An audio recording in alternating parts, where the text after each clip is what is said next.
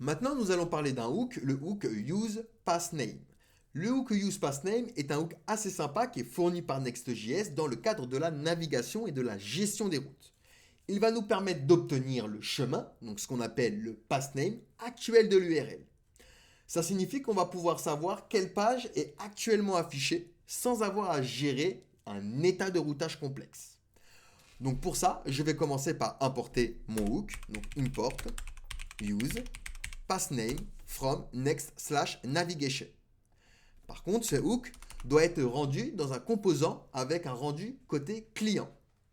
Donc pour ça, je vais utiliser ma directive use client tout simplement.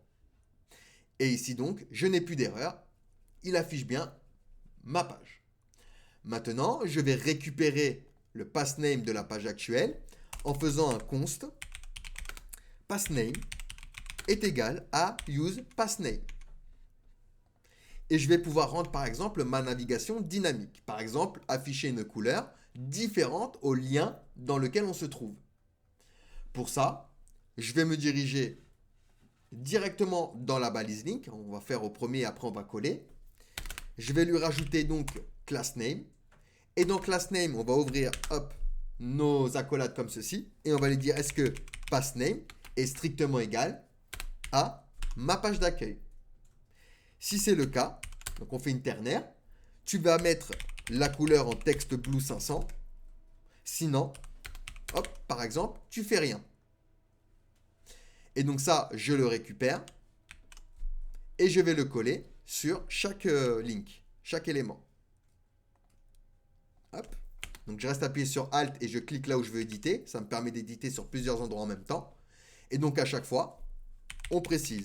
Est-ce que le passname est égal à contact? Est-ce que le passname est égal à login? Est-ce que le passname est égal à register?